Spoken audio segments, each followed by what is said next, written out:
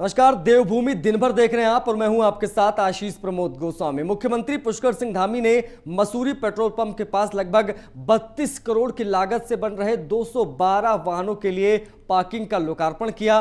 साथ ही 18 करोड़ से बनने वाले बहुउद्देशीय टाउन हॉल की सौगात भी मसूरी वासियों को दी। इसके साथ ही शिफन कोट से बेघर लोगों के लिए बनाई जाने वाली हंस कॉलोनी का भी मुख्यमंत्री धामी ने भूमि पूजन किया। इस दौरान बीजेपी कार्यकर्ताओं ने सीएम धामी का जोरदार स्वागत भी किया। कार्यक्रम के दौरान मसूरी विधायक गणेश जोशी भी मौजूद रहे। मसूरी में सीएम धामी ने 144 करोड़ की लागत से मसूरी यमुना पेयजल योजना के तहत मसूरी क्षेत्र में डाली जा रही पेयजल लाइनों का भी शिलान्यास किया। मसूरी से शिफनकोट से बेघर हुए 84 परिवारों के विस्थापन के लिए मसूरी नगरपालिका मसूरी IDH बिल्डिंग के पास दी गई जमीन पर हंस फाउंडेशन के संस्थापक डॉक्टर मंगला माता के सहयोग से 5 करोड़ 42 लाख रुपए की लागत से बनने वाली हंस कॉलोनी का मुख्यमंत्री ने भूमि पूजन किया।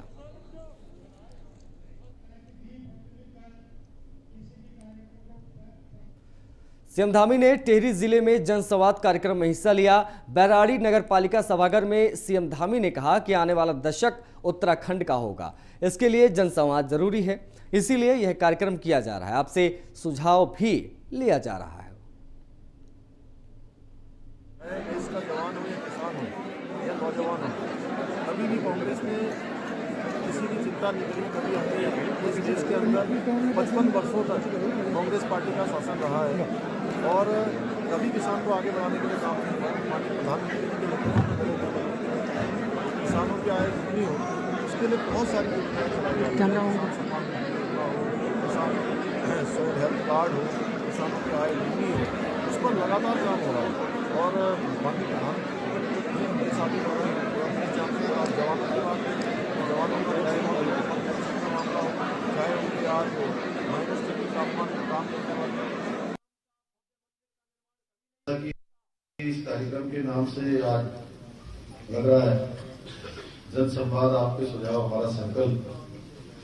हम आज ये चूंकि विशुद्ध रूप से एक हमने पिछले दिनों एक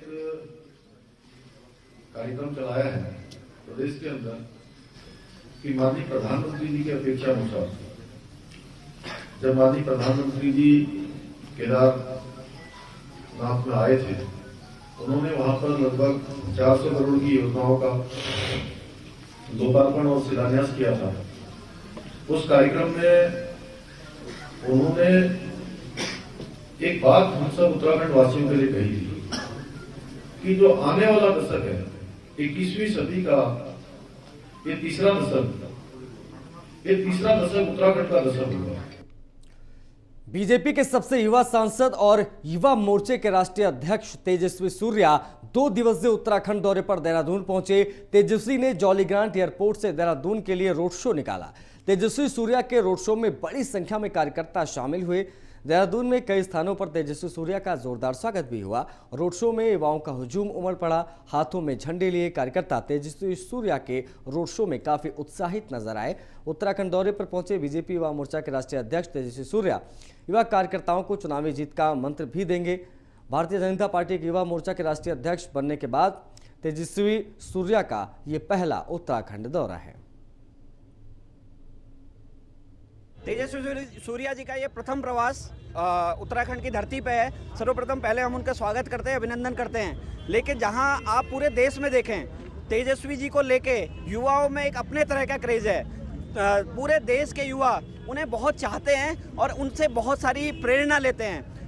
वो एक तरीके के यूथ आइकन है। तो मुझे लगता है कि उत्तराखंड की धरती पे आने से उत्तराखंड का युवा भारतीय जनता पार्टी, भारतीय जनता युवा मोर्चा के साथ जुड़ के जो हमारा इस बार का लक्ष्य है, अब की बार युवा सरकार 60 पार, ये लक्ष्य प्राप्त करेगी। और तेजस्वी जी के यहाँ आने से बहुत भारतीय जनता पार्टी को लाभ।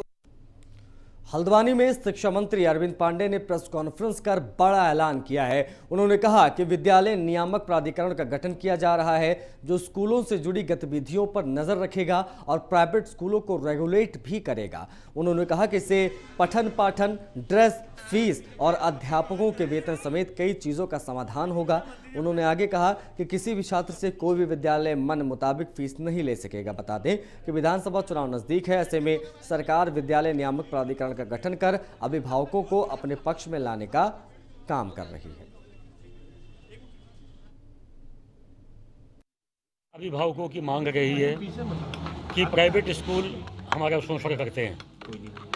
मैं सेंट्रल गवर्नमेंट को मैं धन्यवाद देना चाहूँगा कि उन्होंने नई शिक्षा नीति का गठन किया और ये नई शिक्षा नीति इसे देश की सारी व्यवस्थाओं को बदलने वाली नीति है।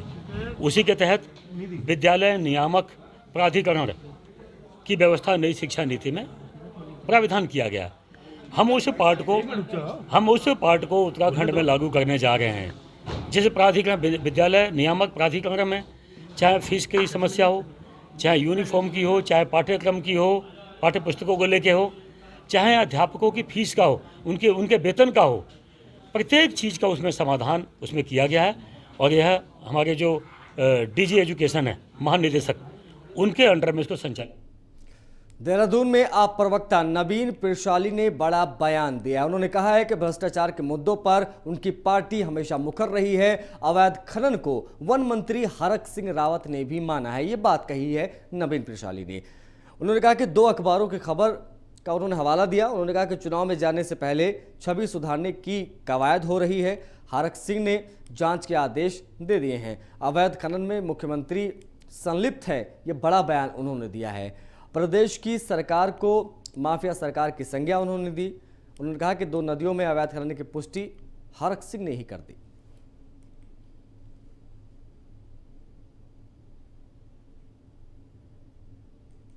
सरकार के एक कद्दावर मंत्री ने ये ऐड किया है कि इस प्रदेश में अवैध खनन हो रहा है, जो नंगी आंखों से दिखाई दे रहा है, जो एक गंभीर मसला है कि सरकार के मंत्री ने ही ये सवाल उठाया है कि यहाँ पर खनन हो रहा है। तो आप देख सकते हैं कि प्रदेश में किस प्रकार से माफिया सरकार चल रही है और इन सरकार ने माफियाओं से हाथ मिलाया हुआ है।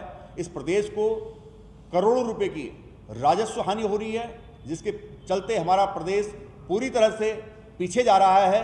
20-21 साल में इस उत्तराखंड का दुर्भाग्य रहा, चाहे भाजपा की सरकार हो, चाहे कांग्रेस की सरकार हो, ये सरकारें खनन प्रेमी रही हैं और खनन के इर्द गिर्द ही इनकी पॉलिटिक्स घूमी है। तो अब जब चुनाव आ रहे हैं, इन मंत्रियों को, इन सरकारों को अपनी छवि याद आ रही है, लेकिन जनता बहुत पहले से अपने मन में इनकी छवि को बना चुकी है। सरकार के एक कद्दावर आम आदमी पार्टी से दिल्ली के तुगलकाबाद से विधायक साहिराम मंगलौर पहुंचे। जनता को संबोधित कर आम आदमी पार्टी की नीतियां बताई। आपकी सरकार बनने पर दिल्ली जैसी योजनाएं लागू होंगी, ये बात उन्होंने कही।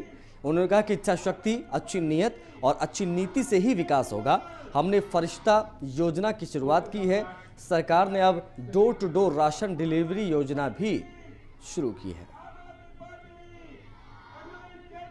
अरविंद केजरीवाल के पास कोई जादू की छड़ी तो है नहीं। साथियों, ये करिश्मा हुआ खाली एक काम को करने से ही। करप्शन, भ्रष्टाचार को खत्म करने से ये सब चीजें फ्री हो गई। और अगर हमारी सरकार ने ये फ्री दी है तो किसी के ऊपर कोई एहसान नहीं किया, क्योंकि उन्हें हमें ये मौका दिया।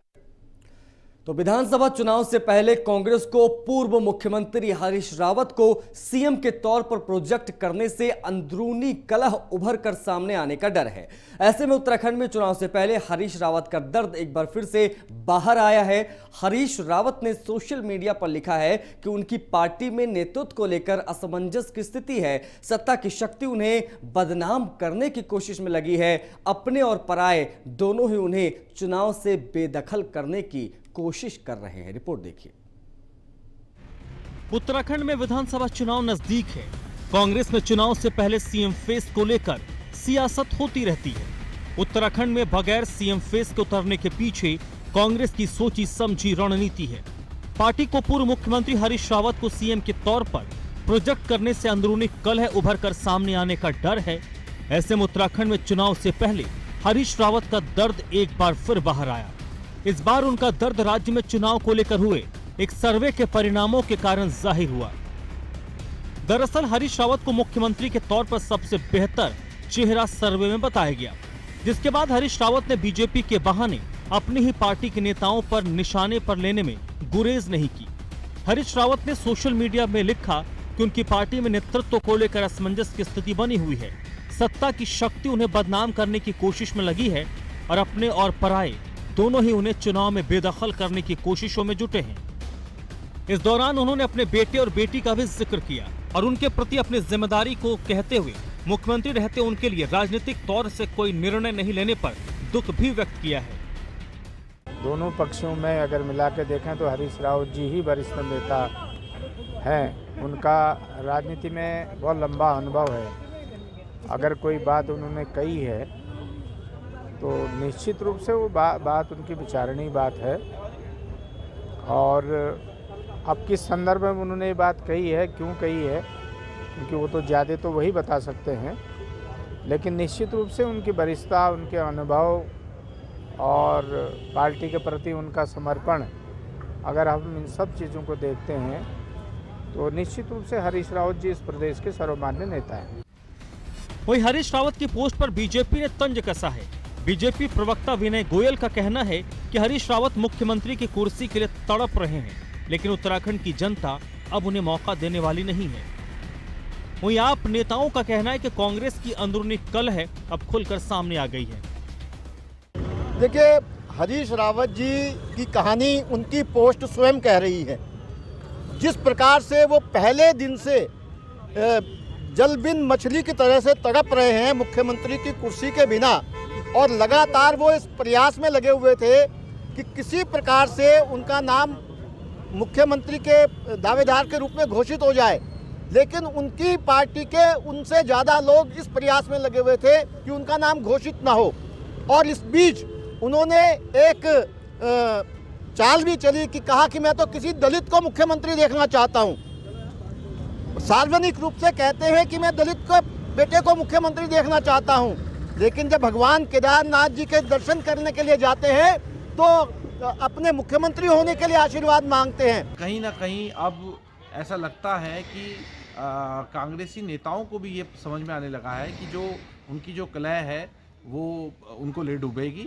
और जिस प्रकार से अभी हरीश रावत जी ने भी कहा है अपने वीडियो में, तो उससे साफ लगता है कि देखिए इन लोगों में आपसी रंजिश बहुत है।